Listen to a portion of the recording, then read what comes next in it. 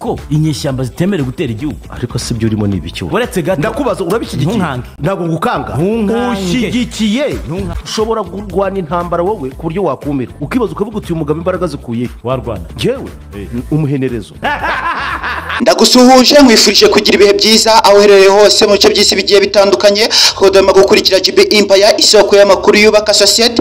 Uyu munsi umunyamakuru ukomeye mu gihugu cy'u Rwanda Kagabo Jean Pierre yasezeye igitangazamakuru cy'igihugu cy'u Rwanda RBL avuga ko agiye kwikorera indi mirimo ye. Gusa byakomeje kugenda bitangazwa n'abandi banyamakuru bavuga ko Kagabo Jean Pierre yari intwari mu itangazamakuru ry'igihugu cy'u Rwanda. Kugeza kuri uyu munsi byakomeje kugenda bigaragazwa ko Kagabo Jean Pierre yasezeye itangazamakuru ry'igihugu cy'u Rwanda RBL akavuga ko agiye kwikorera indi mirimo ku giti cye.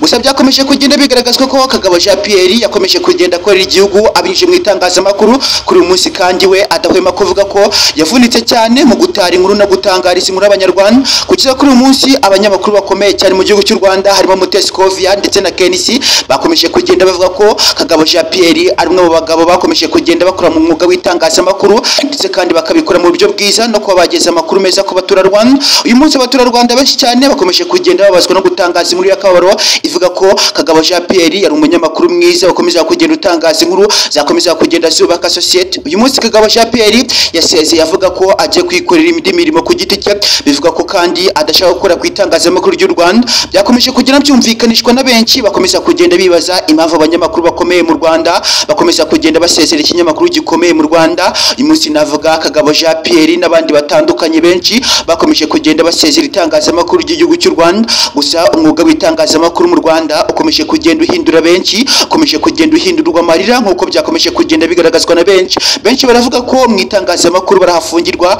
abandi bakaba basezererwa badahembwe. Ibi kandi bikumvikanisha ko bikomeza kugenda bigaragaza itangazamakuru ryo mu Rwanda ko rikomeza kugenda rimanuka cyane. Kagabo Jean Pierre kandi akomeza kugenda avuga ko nubwo yakoraga ku itangazamakuru ry'u Rwanda ariko nta kintu yabonagamo. Ibi kandi byose bikumvikanishwa na bamwe mu bakoraga mu itangazamakuru bavuga ko kandi itangazamakuru ryo mu Rwanda ritari guhemba neza cyane nk'uko byumvikana. Uyu Kagabo Jean Pierre wakoraga mu itangazamakuru by'umwihariko ry'igihugu cy'u Rwanda akaba avuga ko atahembwaga neza bikanumvikanisha ko kandi igihugu cy'u Rwanda komeje gutenguha abanyamakuru bagikorera. Kuri uyu munsi kandi byakomeje kugira byumvikanishwa Rwemembabazi ndetse na Kagabo Jean Pierre basezeye ikinyamakuru cya RBL bikavuga ko bagiye kwikorera ku giti cyabo.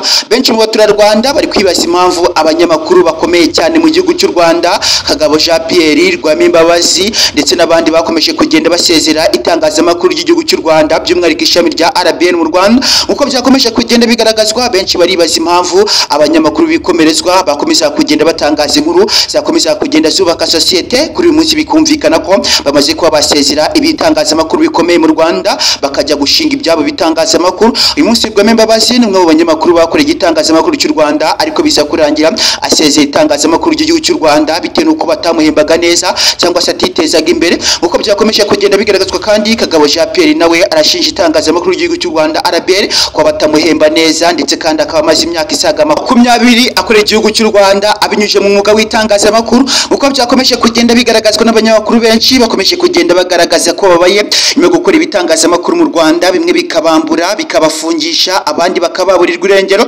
Bikomeje kugenda byumvikana ko benshi mu bakora mu itangazamakuru ry'u Rwanda bakomeje kugenda bavuga ko nta kintu kikiri kubonekamo bitewe n'uko nyamara abari kubakoresha bakomeje kugenda bikubira bakarya amafaranga bonyine yavuye mu mwuga w'itangazamakuru. Bikomeje kugenda byumvikana ko benshi bakomeje kugenda basezera itangazamakuru bakajya gushinga ibyabo bitangazamakuru by'umwihariko ku rukuta rwa YouTube kugira ngo mu by'ukuri barebe ko babona amaramuko nk'uko byakomeje kugenda bigaragazwa. Kandi benshi bakomeje kugenda bagaragaza ko igitangazamakuru cy'u Rwanda RBL kitari guhemba neza harimo Rwemembabazi, Esimari Mwanafunzi ndetse n'uyu nguyu Kagabo Jean Pierre bakomeje kugenda bumvikanisha ko nyuma y'imyaka isaga 20 bakora igitangazamakuru cy'u Rwanda bakomeje kugenda bahura n'imvune zikomeye cyane zo kugeza amakuru acukumbuye ku baturarwanda. Ariko nyamara bo nyuma yo kubona amafaranga cyangwa se indamu zivuye mu mwuga wabo n'impano zabo bafite zo gutangariza amakuru abaturarwanda bikaba ntacyo bibamariye. Uko byakomeje kugenda bigaragazwa kugeza kuri aka kanya abanyamakuru bakomeye mu Rwanda batatu bamaze gusezera ikinyamakuru cy'u Rwanda RBL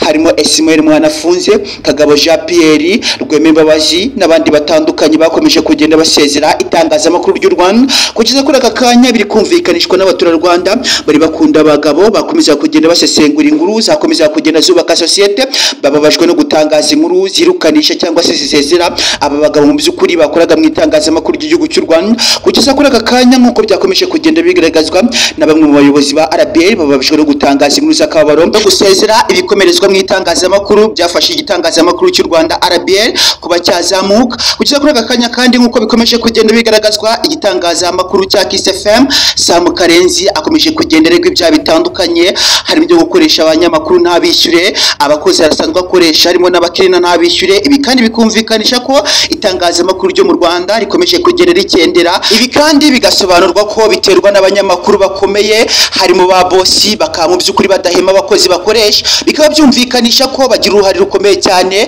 mu kuba basenya ibitangazamakuru byari biri gukomera mu gihugu cy'u Rwanda. Ibi kandi byose byakomeje kugenda byumvikanishwa na Jean Pierre Kagabo wasezeye kuri uyu munsi avuga ko atagishaka gukorana n'igitangazamakuru cy'u Rwanda mu myaka isaga 20 akorera u Rwanda abinyuje mu itangazamakuru n'umwuga yigiye. Byumvikana ko ntacyo byamumariye kugeza kuri aka kanya. Jean Pierre Kagabo kandi avuga ko agiye gusezera agashinga igitangazamakuru cye nk'uko bagenzi bakomeje kugenda babikora, bikaba byabagirira umusaruro ndetse kandi bikanatuma bamenyekana. Uyu munsi Kagabo Jean Pierre nta nubwo yarazwe cyane bitewe n'uko hari na benshi batari basanzwe bamuzi, nyamara bikumvikana ko ari igikomerezwa mu itangazamakuru rya RBA, ariko ugasanga abamuzi ni bake cyane nk'uko byakomeje kugenda bigaragazwa na Kagabo Jean Pierre. Avuga ko agiye kuva mu mwuga w'itangazamakuru akajya gushinga iryo tangazamakuru ryigenga, akabikora nk'uko bagenzi be babikoze, harimo KNC, Sam Karenzi na Nturenganya n'abandi batandukanye nk'uko bakomeje kugenda bashinga ibitangazamakuru bikomeye cyane.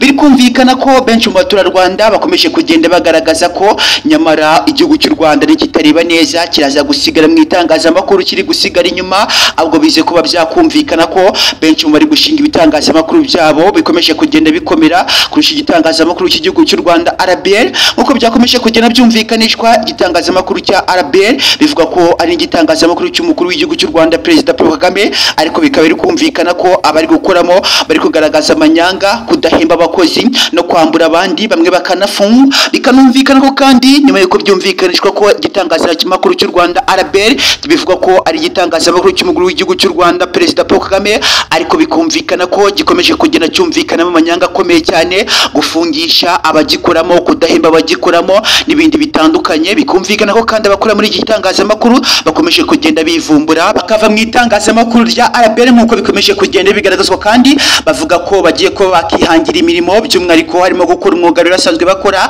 babinyuje mu kwishingira ibyabo bitangazamakuru. Ibi kandi bikumvikanishwa na benshi bakomeje kugenda bavuga ko u Rwanda rwareba icyo gugomba gukora kugira ngo mu by'ukuri abanyamakuru bakomeje kugenda bavunika, bakavunikira u Rwanda n'abaturarwanda kubagezaho inkuru zisesenguye zubaka sosiyete. Bikomeje kugenda byumvikana ko benshi bakomeje kugenda bagaragaza agahinda n'akababaro bakomeza kugenda baterwa n'ibitangazamakuru byo mu Rwanda bitakomeje kugenda bibahema. Uko bikomeje kugenda byumvikanishwa kandi Sam Karenzi arakomeje kugenda ashinjwa ibyaha bitandukanye, gukoresha abakozi ntabishyure, harimo abakirina n'abandi batandukanye n'ibindi byarerwa na RIB. Bikomeje kugenda byumvikana ko ubwo RIB mu Rwanda ruvuga ko Sam Karenzi igitangazamakuru cye gishobora no gushyirwa ku isoko bitewe n'uko hari ibyaha yakomeje kugenda ashinjwa bikomeye cyane, bikomeje kugenda byangisha sosiyete itangazamakuru.